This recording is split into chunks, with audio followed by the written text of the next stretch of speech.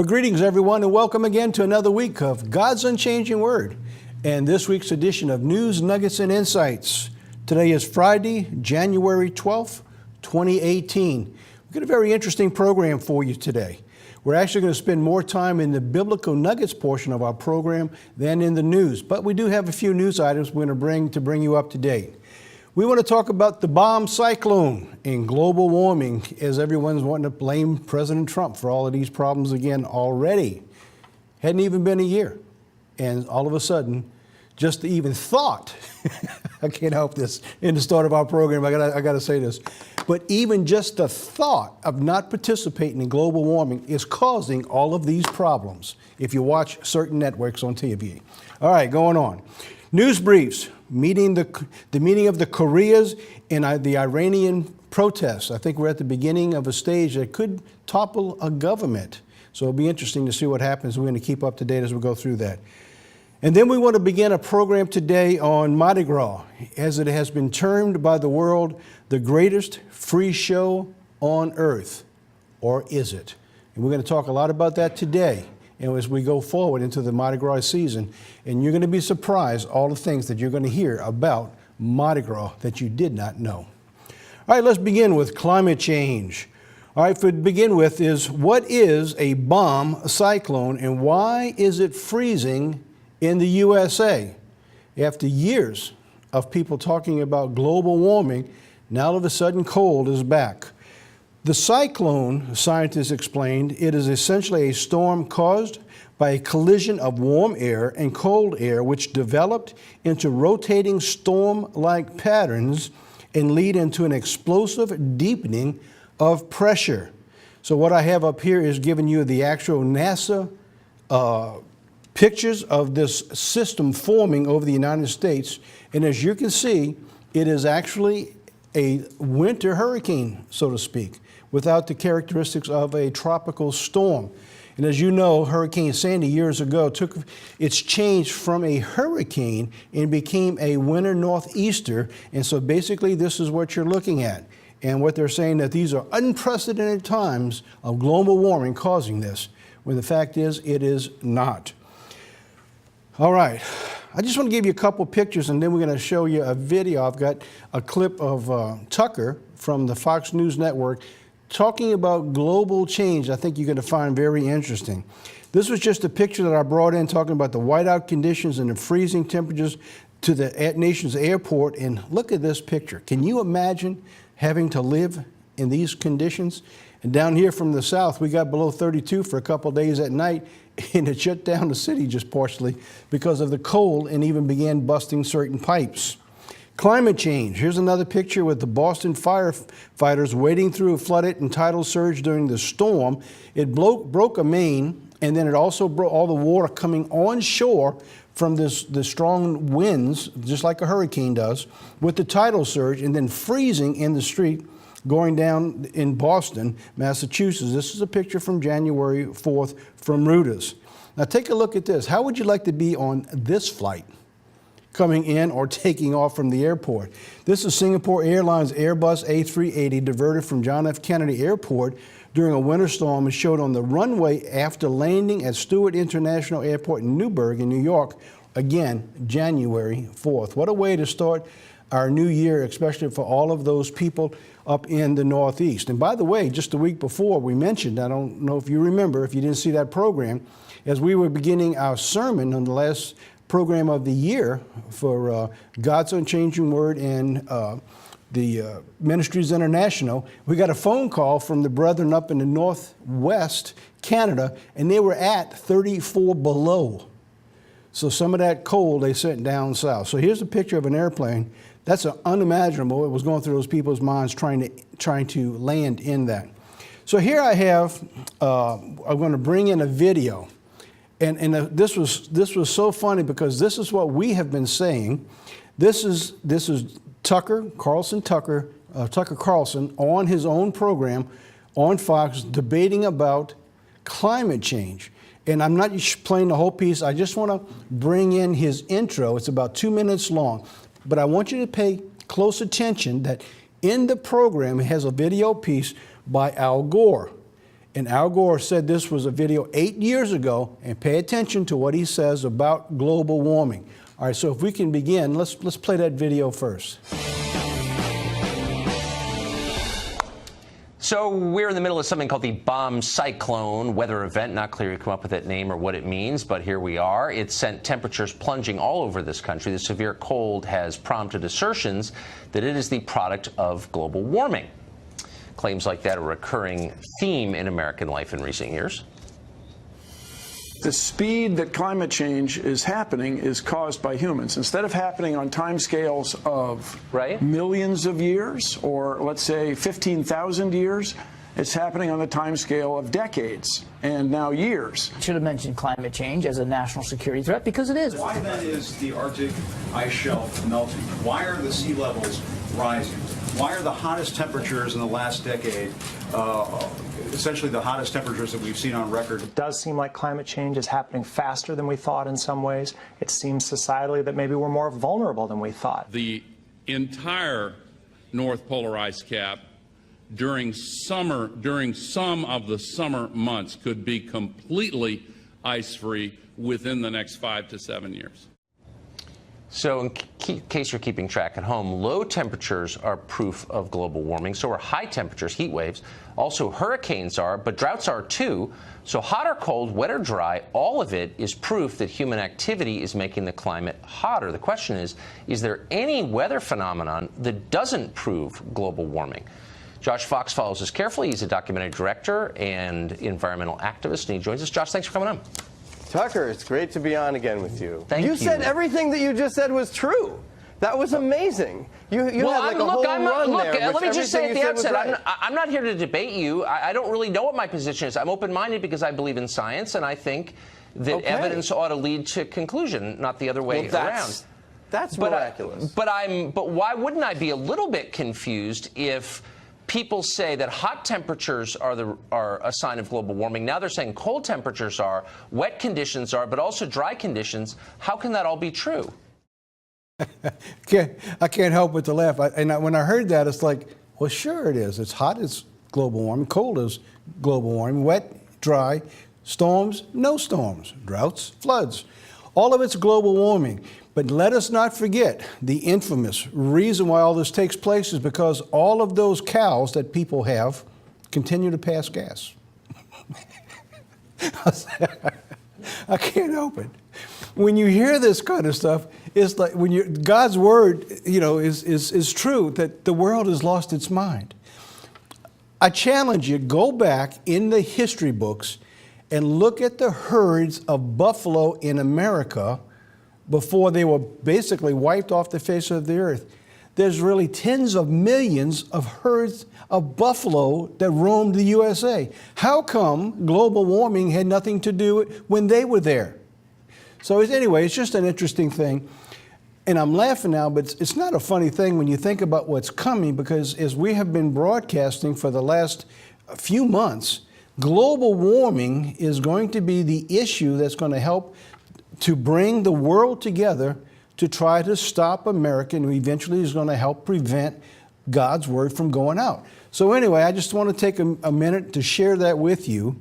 And our hearts and our prayers go to everybody up in the north and the northeast who has been going through this, because they have not yet finished what they're going to go through. And there's going to be a lot more cold and problems before they get out of this winter. So anyway, I want to bring that out and share that with you as we go through the program. All right, let's move on. The meeting with the Koreas. This came out yesterday. This was on a Monday. Is that after a year of mounting tensions on the Korean Peninsula, we might finally be seeing something different. This is talking about a meeting that's coming between the North and the South Koreans.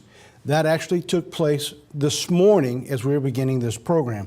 The negotiations left Seoul early Tuesday to sit down with their North Korean counterparts for the first time since December 2015, after a hotline between two technically still at war nations reconnected last week. So now here is the demarcation line.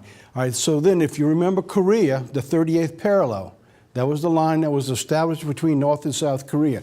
That line is that yellow line that you're seeing going right down this picture. if you're not been paying attention, what goes on here is that you have South Korea and you have North Korea. And then there is a pathway that they will communicate between the two. It's connected by a phone link between the two, and that's how they would begin their communications, through this phone link. So now, the meeting takes place. We've got a little video. It's only a minute long. It's a narrative put together without words, but with writing to show them coming together. And I want you to pay close attention to the end of it when we get there. It says the first meeting between North and South Korea took place on Tuesday, and they agreed that North Korea will send participants to the Winter Olympics. All right, let me back up. So now let's play the video. It's only a little over a minute long, but watch what North Korea says at the end of this video.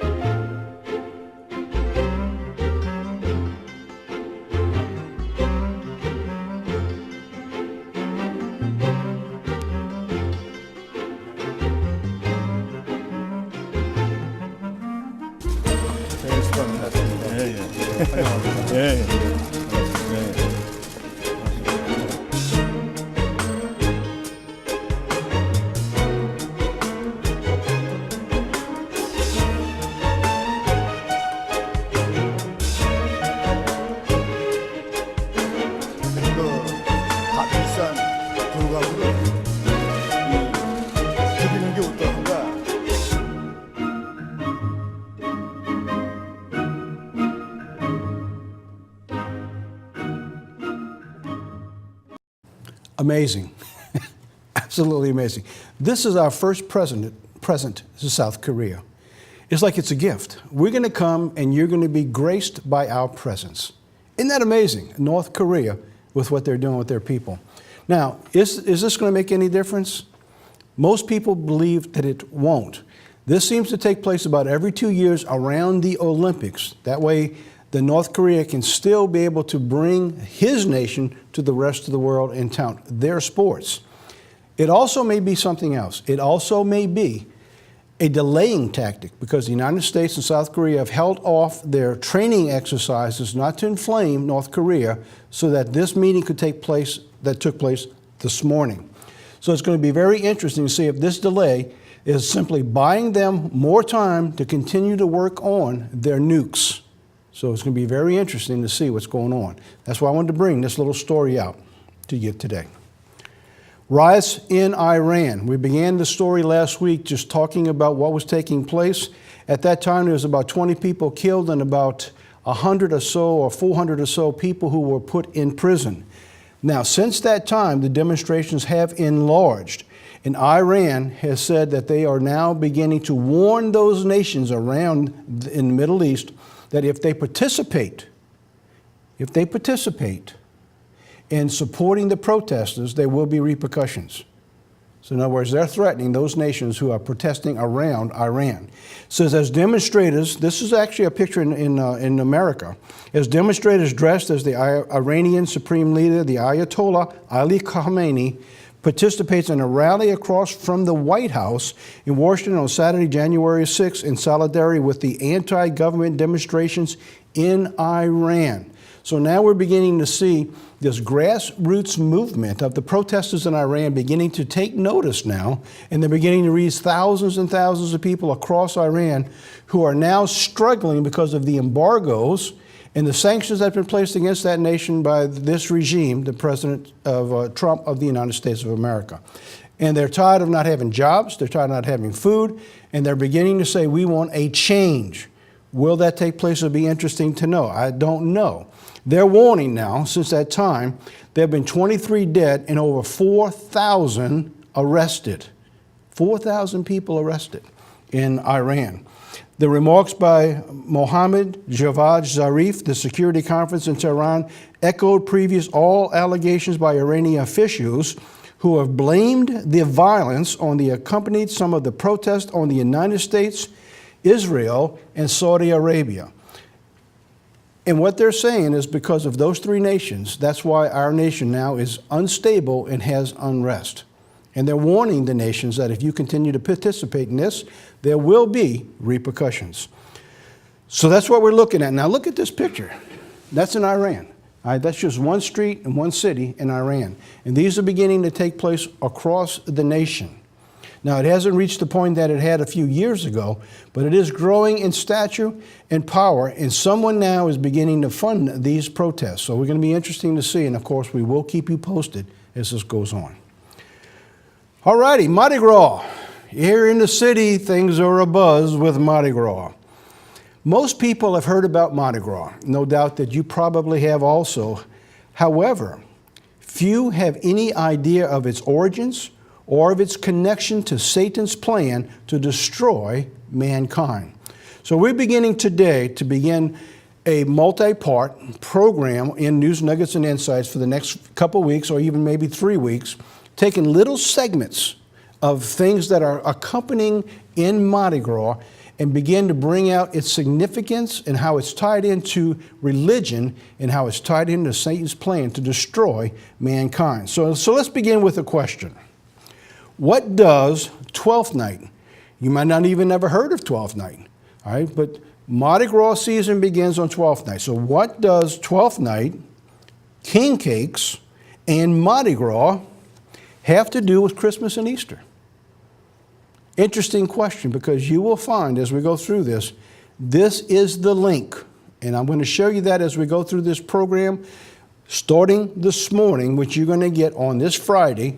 And I'm also going to be doing a sermon, which I'm going to be telling you about that in just a little bit, on tomorrow, which is going to be on the Sabbath. So now, all right, so now when we come back, we're going to talk about Mardi Gras, and we're going to start our coverage on Mardi Gras. So what we're going to do first is we're going to play you a little video, which is a compilation of the History Channel and a few other videos about Mardi Gras, and then we will be right back.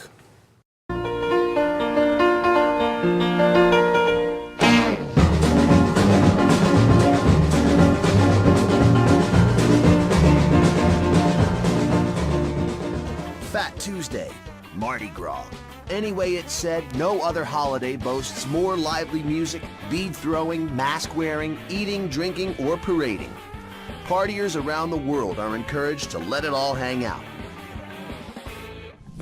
The origins of Mardi Gras are rooted in ancient spring festivals and raucous Roman celebrations. By the 5th century, Christian church leaders realized their new converts weren't about to give up their pagan holidays. In medieval times, the celebrations became known as Carnival, a celebration of merriment that preceded Lent. Lent being the Catholic 40-day period of fast beginning on Ash Wednesday and ending on Easter Sunday. At the time, no animal meat could be consumed during Lent. So on Shrove Tuesday, the day before Lent, European Christians would eat all the remaining meat, eggs, milk, and cheese in their homes. In France, this was called Mardi Gras, Fat Tuesday. As the influence of the Catholic Church spread, so did the pre-Lenten festivities. By the end of the 16th century, Mardi Gras was officially penciled into the calendar throughout Europe. Europeans who explored the New World brought, among other things, the Carnival holiday. Over time, Montreal, Rio de Janeiro, and most famously, New Orleans became new Carnival capitals. The French and French Canadians who settled in southwestern Louisiana during the 17th century let loose on Mardi Gras with masked balls. But when Spain took political control of the area, the masked balls were outlawed as suspicious behavior. By the mid-1820s, after New Orleans had become a U.S. city, the ban on masks was lifted. And in 1827, it became legal to wear masks on the streets during Mardi Gras, giving the Carnival a new face. The party got a bit wilder in 1837 with the first New Orleans Mardi Gras parade. Over the next several years, the annual parade was marred by violent outbursts. City leaders debated ending the custom when in 1857, a secret society of men called the Mystic Crew of Comus organized a new kind of parade. Floats and ornate costumes dazzled the crowd and proved the parade could be both safe and festive. After the Civil War, more crews joined in the New Orleans Mardi Gras. These organizations ushered in new customs and themes, like Mardi Gras' official colors, green, gold, and purple, the official anthem, If I Ever Cease to Love You, and the official king of Mardi Gras, Rex. For the 10 days leading up to Ash Wednesday, crews crowded the narrow streets of New Orleans' French Quarter. By the end of the 1960s, super crews featuring elaborate floats and celebrity guests of honor brought in tourists to the Mardi Gras celebration. In New Orleans and throughout the whole world, Carnival has become a multi-billion-dollar party. In times of natural disaster, like the aftermath of Hurricane Katrina in 2005, Mardi Gras was downplayed a bit, and in times of war, the celebration was outright canceled. But there is always the promise of its return, and that's a pledge that has been kept by centuries of priests and partiers alike.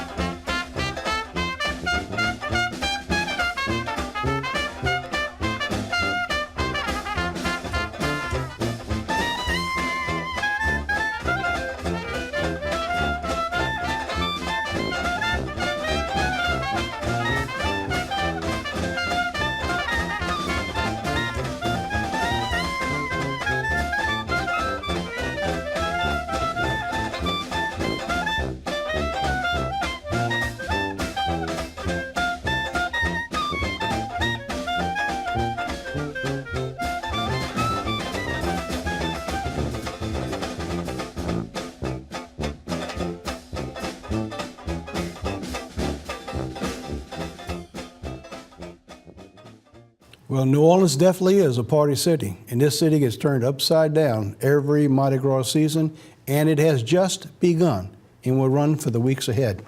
So now, you just seen a history of what you normally hear that's being reported by the news media. It tells you about Mardi Gras that brings everybody to New Orleans. But what's the connection to Christianity, and what is Satan hiding behind this program? So we're going to talk about Mardi Gras now, and we're going to begin with the beginning of Mardi Gras and Twelfth Night. Twelfth Night and its origins, and we're going to spend most of our time talking about the origins of Twelfth Night today. It's going to take us a couple programs because, as you see, as we go through the program, the pieces of a puzzle that's been obscured in plain sight is Satan's plan to literally counterfeit God's plan in the exact reverse order. Just as God has a season for his holy days that begins at Passover and completes with the Feast of Tabernacles and the last great day, which occurs in God's plan during the growing seasons of this world. Satan's plan begins when God's plan is concluded, going into the winter time, beginning with the cold, in the time where there is no growth, there is no fruit being produced. So it's an absolute opposite, diabolically pagan origin. And Twelfth Night begins Mardi Gras and begins the Mardi Gras season, but it ties Christmas to Easter. So now let's begin talking about that program with Twelfth Night. Twelfth Night is also called the Epiphany, which people understand as the Epiphany. Well, now what is that? It's known as the King's Day or Three Kings, and basically they get this out of the Bible. They say Three Kings Day. The Epiphany is from the Greek word epiphania, which means manifestation or appearance. In other words, the wise men who saw the light, saw the star in the east, followed that star to Christ. This was their epiphany, or their seeing of the light, or seeing of Jesus Christ. Hence the term the Epiphany. It's derived also from the verb meaning to appear. So the light appeared to them in referring to as the day of lights. So now we have the Epiphany, the wise men, they see the star, and at that particular time it brings them to Jesus Christ, who is light. All right, so it all ties into a term called the Epiphany. Is the 12 days that follow Christmas, and it's from December 26th to January 6th, which is the day most people keep now, January 6th.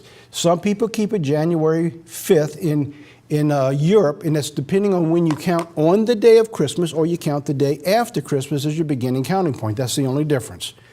So here in America, they begin the counting on the day after Christmas. They count 12 days to the Epiphany, or to the wise men who actually come to the manger. Now, try to understand the time frame where Jesus Christ, when these wise men, or they call them the Magi, comes to Jesus Christ, and they're bringing him gifts.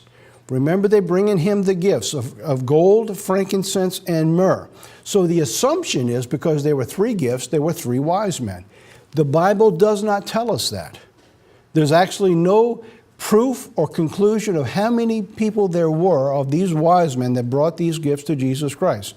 Hence, you have them song, the 12 days of Christmas.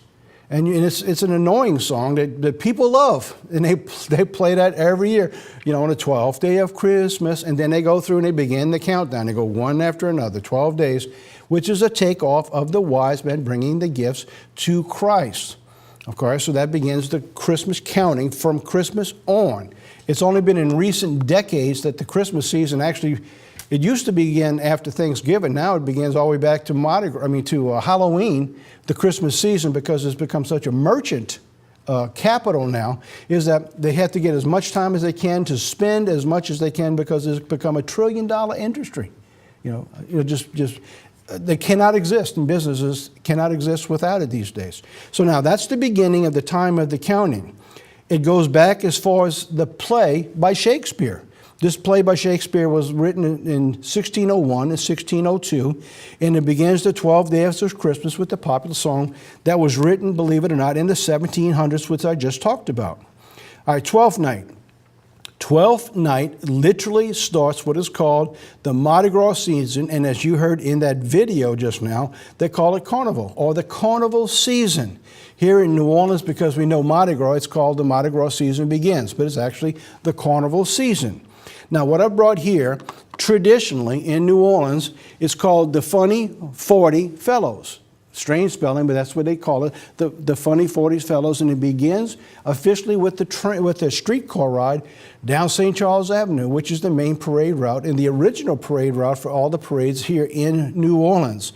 And these are the guys that actually kick off Mardi Gras with the toast.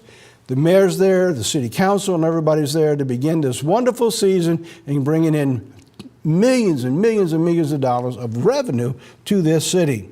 The period known as Carnival runs from 12th night all the way to Fat Tuesday.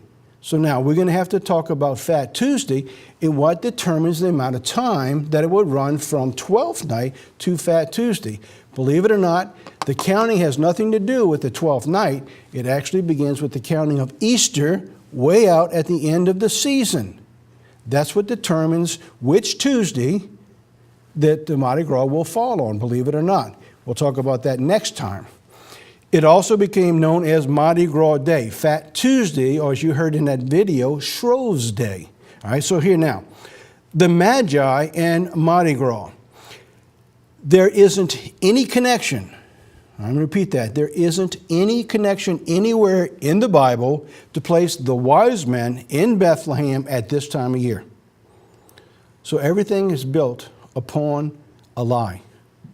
Literally is built upon a lie.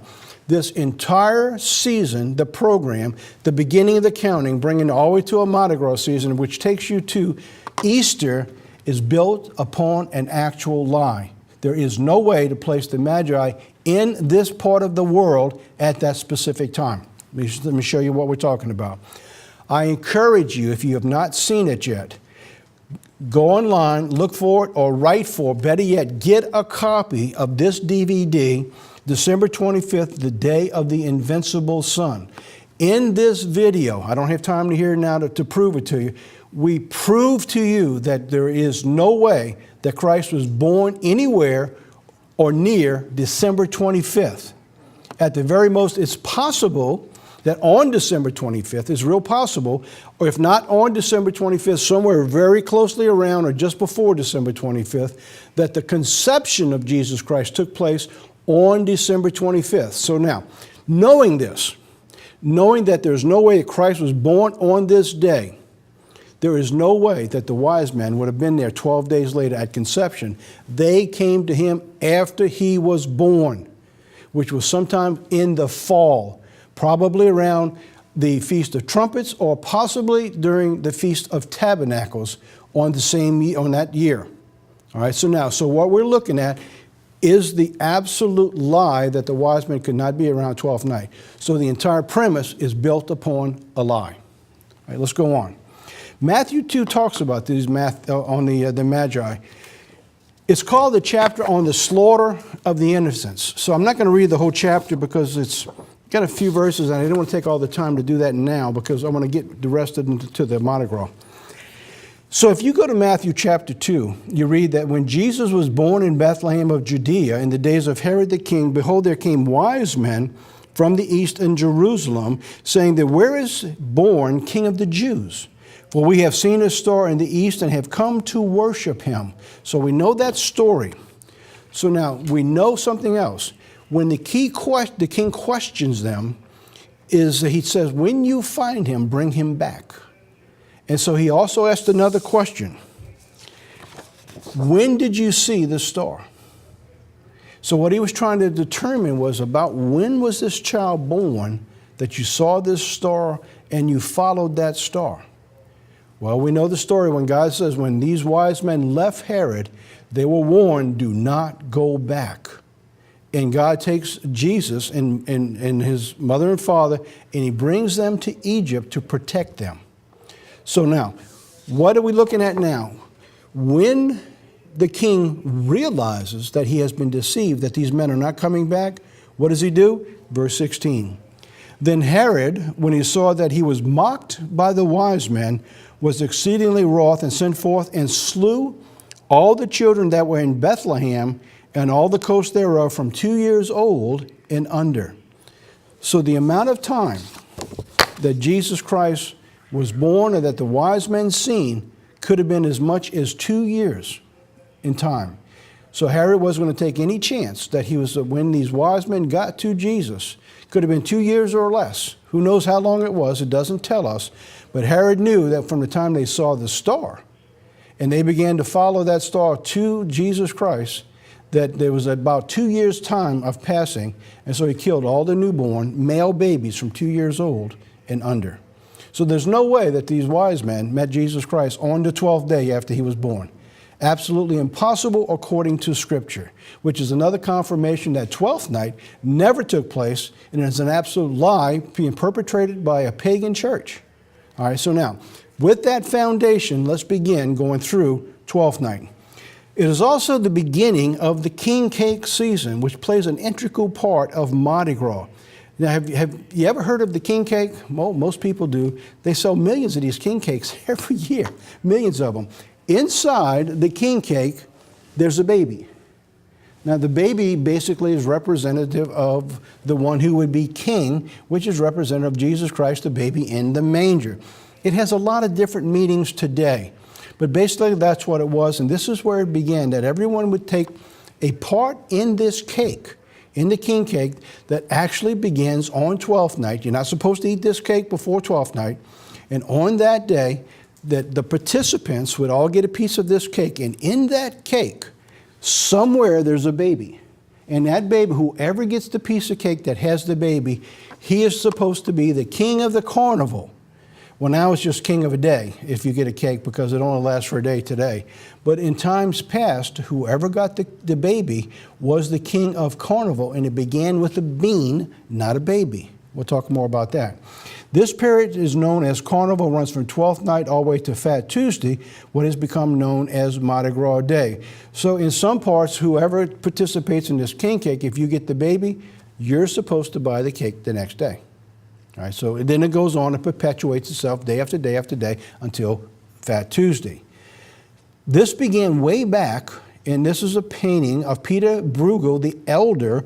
This was a self-portrait of him and they believe his connoisseur in 1565. This is how far back this goes. Now, he has, in this painting, just a few years earlier, this is 1559, you see this picture? All right, so in this picture, what are we looking at? It is the fight between Carnival and Lent. Now, this fight between Carnival and Lent means the fight between evil and good, all right? Now, think about this now. As Mardi Gras builds in its evil toward, I don't know how else to describe it, in the debauchery that continues to grow day after day, week after week, until Fat Tuesday, which is the biggest and the greatest of the debauchery of the entire season, right? So and then what happens the next day is supposedly everybody who participated in all the sins, the lust, the evil, the debaucheries, the sins, the immorality, and everything else that goes with it, on the following day, they go to the church and they're forgiven of all their sins. That's called Lent. That's the time that begins to lead you up till Easter. All right, so now you have from Christmas, 12th night, to the hinge, and I'm going to talk more about that as we go through this, to the hinge of Mardi Gras, beginning now the religious section that brings you to Easter. So it goes from this incredible sin to incredible forgiveness. By the way, that's the theme and the theory behind Mardi Gras. I'm going to leave you with a question today about that. So now let's look at this picture. You see the picture here? Let me describe what's going on. Here you have all the food, the eating, and all the stuff that goes along with the picture. On the left, there's a line right down the middle, and on the right side, you have all the religious portions of that in the picture. So you go from the battle between evil and the battle between good. So here we have that, the battle between good and evil. That was all the way back in 1559. All right, so now let's go on. So here's a question. What does 12th night, king cakes, and Mardi Gras have to do with Christmas and Easter? I alluded to it just a moment ago. It begins to connect the two, but in ways you can't imagine until you put it down in black and white and you build upon the scripture. That's what we're going to be doing. The baby in the king cake represents the baby Jesus who would rule over the land till Fat Tuesday, as we spoke about just a few minutes ago. Originally, there was a bean placed inside the cake, and the peasants and the lowest of the people, even criminals of the town, would take part of that cake. Whoever got the cake was king of Mardi Gras season. It was the lowest ruling over the ruling class. Rebellion and evil rules. Now, during that time, it's like the world is turned upside down. The world's turned upside down, and the lowest, the most evil, the most corrupt, in the original stages, all the way back into ancient times, the worst of the worst became the king of Carnival. Can you imagine that? There was even a period of time that they would literally go into the prisons and take out a prisoner who was on death row, and they would make that prisoner king of Carnival. And on Mardi Gras Day, that prisoner would be killed as the sacrifice to forgive all the people, and they would begin the religious day the very next day. Well, obviously, they're not going to find anybody willing to do that on their own. And of course, that custom didn't last very long, but it did exist. And you can find it written in the history books. The period of time of 12 months, all right, going back to the king cakes, the period of time from 12th night to Mardi Gras, Fat Tuesday, is called the period of misrule. Amazing, the period of misrule. In the Bible, when Jesus Christ came into Jerusalem, when he was riding on the donkey, you remember the story? He comes riding in on the donkey, and they're throwing palm branches in front of the donkey, and the donkey's walking on these palm branches. And all the people are reveling and say, "Here comes Jesus, King of the Jews." And what did the Pharisees say when all this was said and done? They said he was turning the world upside down. Remember that? that they had to stop him because he's turning the world upside down. And literally what's going on here is what you're looking at right here. This period of misrule is that it was turning the world that time upside down.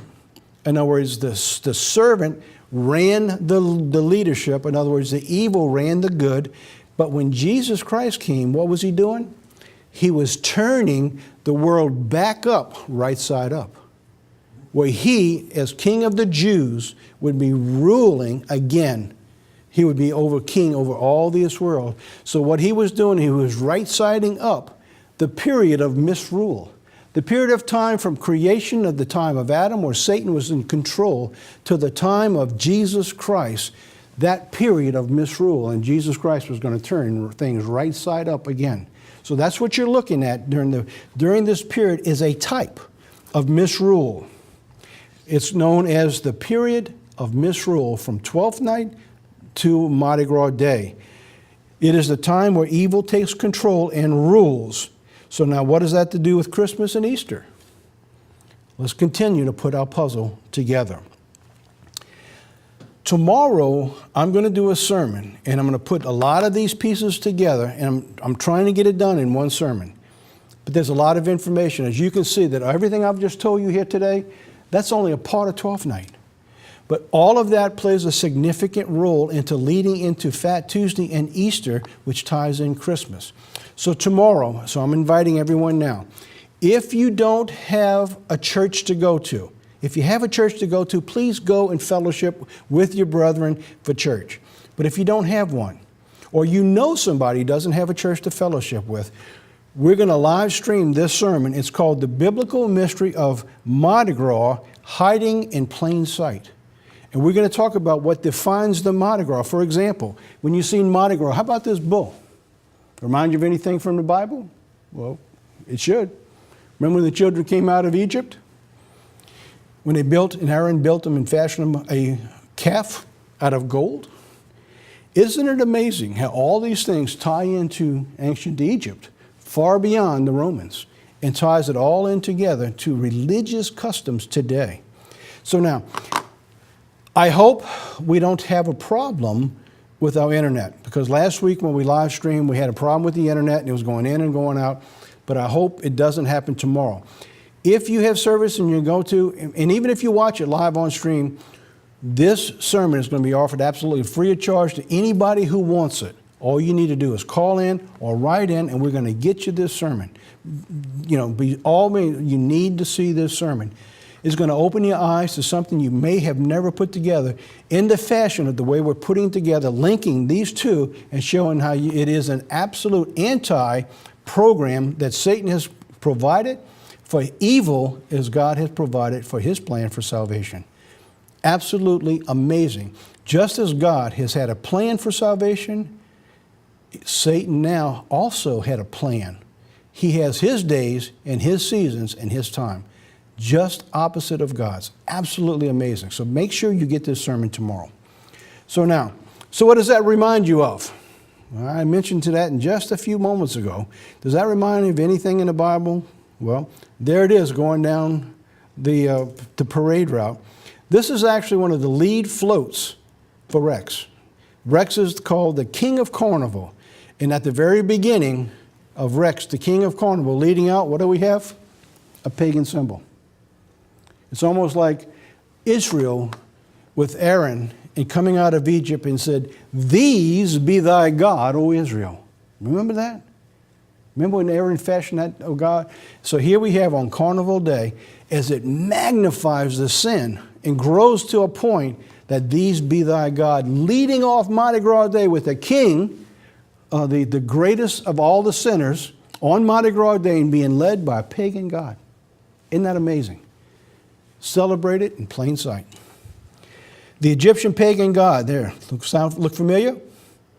That's from the Babylon float. There's a parade called Babylon. It's a crew here in New Orleans called Babylon. By the way, there's also a crew called the Crew of Satan. And they march every year too. There's an incredible amount of crews. Like they said, there was 130 parades that take place, and most of them are built around paganism. All right, so there we have, they remind you of the scripture. There's Babylon in New Orleans. You can find it when you finish the program here. Go back to Exodus 32 and take a look, and you will find the thing I was quoting you, these be thy God, O Israel. Look familiar? Well, absolutely. It ought to remind you of something. So now, a question. So now let me begin to lead us into our conclusion for our program today. So I'm going to give you a question for next week. From what scripture does the misapplied principle of biblical truth, right? Let me ask that again. From what scripture does the misapplied principle of biblical truth of Mardi Gras or Fat Tuesday come from? There's literally a scripture in the Bible that the pagans, the Catholic Church, and probably most of the Protestant churches today who participate and think that this is a good thing, it actually comes from a scripture in the Bible that takes the truth of God, misapplies it, and places that as the foundation of Mardi Gras that everything's built upon. Any idea where that comes from? I'll tell you next week. Or if you're watching today and you begin to see this program, tune in tomorrow for the live sermon and we'll tell you there. But if you missed that sermon, I will tell you next week. Okay, from the home office. Well, this is sort of a repeat from last week. We had the 2 DVDs that went out. Just to remind you, in case you didn't see that program, it was a sermonette by Don Grimes on one of the sermons called Everyday Life. And the second DVD is the Doomsday Clock by me that we're offering that in a card. And then you have a sermon on the same DVD with Don Grimes called Right Mindset by Chuck Hunt Jr. So those DVDs, we send out 2 DVDs every other week. So you can request it or go online. You can watch them online, download them, and share them with your friends. So we try to give everyone DVDs enough to be able to keep you with enough supply that you'll be able to have your Sabbath and listen to the program, watch the internet, play a DVD, fellowship with the brethren. From the website, this was exciting news for us that we have just upgraded a number of our videos to Vimeo so that people can see them in a larger format and make it easier for everybody to see. Now, this was amazing. We had no idea this was going on. Just this one account. We also have YouTube, Ustream. We also have other things on our website with hundreds and hundreds of videos. But in this one video area alone, the Vimeo account, for December, we had 6,470 views for news nuggets and insights in our sermons. So that was pretty encouraging. That means that just about 1,600, a little over 1,600 views per week from News Nuggets and Insights and our sermon from God's Unchanging Word and the Church of God Ministries International. So that's encouraging. That's showing you that thanks to you that you're helping to get the word out and spreading the word that more and more people are watching and tuning in to the videos that are being produced right here. The January newsletter went out. You should have yours by now. If you're not on the mailing list, please go to the website and you can just write in and put your name and address in the website, and we'll be glad to put you on the mailing list. And every month, we'll send you a newsletter or quarterly with a card telling you about the video of the month so you can receive the video of the month. The January card that just went out is called Worthy to Escape. And I don't know if y'all saw it yet. I'm talking to my crew here, is that in the library in just the last day or so, we had a really huge stack of cards come in, which is really encouraging of people requiring this. So I guess people want to know, I want to be worthy to escape. What do we do? So anyway, that's the sermon that we gave out. It's a very uplifting, very powerful sermon, and very encouraging sermon called Worthy to Escape. So if you don't have it yet, you haven't written for it, it's not too late. It's going to go out in just a couple weeks. Write for or send in for Worthy to Escape. Go online. You can request it online also, or call. Give us a call. Well, there you have it. That's our program for today. So now let's end our program like we try to do every week by sharing with you a little uplifting video, and this one is called Don't Give Up.